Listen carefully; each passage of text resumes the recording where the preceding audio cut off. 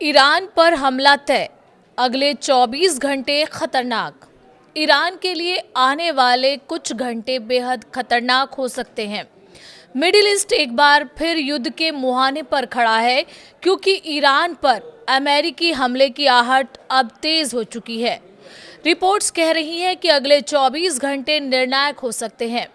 नमस्कार, आप देख रहे हैं न्यूज़ 18 राजस्थान का डिजिटल चैनल और आपके साथ मैं हूं वंदना त्यागी।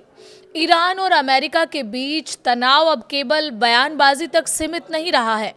हालात इस कदर बिगड़ चुके हैं कि ईरान ने अपना एयर स्पेस बंद कर दिया है। इसके चलते इंडिगो, एयर इंडिया और स्पाइस जेट जैसी भारतीय एयरलाइंस ने यात्रियों को फ्लाइट में रुकावट की चेतावनी दी है। एयर स्पेस बंद होने से आमतौर पर किसी बड़े खतरे का संकेत माना जाता है और यही वजह है कि ईरान पर सैन्य कार्रवाई की आशंका और गहरा गई है। रॉयटर्स से बात करते हुए 2 यूरोपीय अधिकारियों ने दावा किया है कि अमेरिका अगले 24 घंटे के भीतर ईरान पर हमला कर सकता है। इन अधिकारियों के मुताबिक पेंटागन की गतिविधियां और सैन्य तैयारियां इस तरफ इशारा कर रही हैं कि वॉशिंगटन अब निर्णायक कदम के बेहद करीब है। हालांकि उन्होंने ये भी कहा कि हालात तेजी से बदल रहे हैं और अंतिम फैसला जमीनी स्थिति पर निर्भर करेगा। तनाव उस वक्त और भड़क गया जब 26 साल के प्रदर्शनकारी इरफान सुल्तानी को फांसी दिए जाने की खबर सामने आई। परिवार का आरोप है कि ईरानी अदालत ने सिर्फ 48 घंटे के भीतर मौत की सजा सुना दी।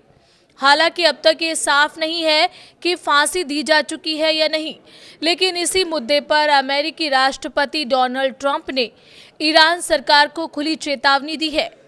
CBS न्यूज से बातचीत में ट्रंप ने कहा है कि अगर ईरान ने प्रदर्शनकारियों को फांसी दी तो अमेरिका ऐसी कार्रवाई करेगा जिसकी किसी ने उम्मीद नहीं की होगी। ट्रंप ने यह भी साफ कर दिया है कि ईरानी अधिकारियों से सभी बातचीत रद्द कर दी गई है।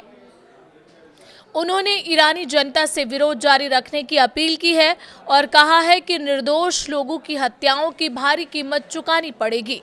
इतना ही नहीं, ट्रंप ने ईरान से व्यापार करने वाले देशों पर 25% टैरिफ लगाने का भी ऐलान किया है। न्यूयॉर्क टाइम्स की रिपोर्ट के मुताबिक पेंटागन ने राष्ट्रपति ट्रंप के सामने ईरान के खिलाफ कई सैन्य विकल्प रखे हैं। इन विकल्पों में ईरान के परमाणु कार्यक्रम और बैलिस्टिक मिसाइल ठिकानों को निशाना बनाने की योजनाएं भी शामिल है।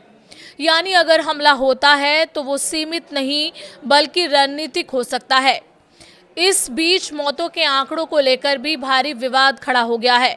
अमेरिका स्थित human right activist news agency के अनुसार अब तक 2403 प्रदर्शनकारियों की मौत की पुष्टि हो चुकी है, जिनमें 12 बच्चे भी शामिल हैं।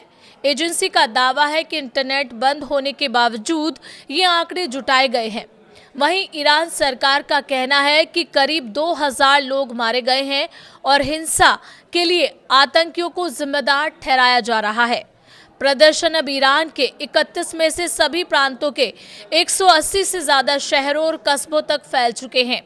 शुरुआत महंगाई, गिरती मुद्रा और बढ़ती कीमतों के खिलाफ हुई थी, लेकिन अब यह आंदोलन सीधे सत्ता परिवर्तन की मांग बन चुका है। विशेषज्ञ इसे 1979 की इस्लामिक क्रांति के बाद धार्मिक शासन के सामने सबसे बड़ी चुनौती मान रहे हैं। ईरान का आरोप है कि अमेरिका सैन्य हस्तक्षेप के लिए बहाना तलाश रहा है और उसने चेतावनी दी है कि ऐसी कोशिशें पहले भी नाकाम रही हैं। लेकिन सवाल यही है, क्या वाकई अगले 24 घंटे में ईरान पर हमला होगा? क्या एक फांसी पूरे मिडिल ईस्ट को युद्ध की आग में झोंक देगी? और क्या दुनिया एक और बड़े संघर्ष की तरफ बढ़ रही है? ईरान में उठे राजनीतिक और विद्रोह के हालात पर आपकी क्या राय है?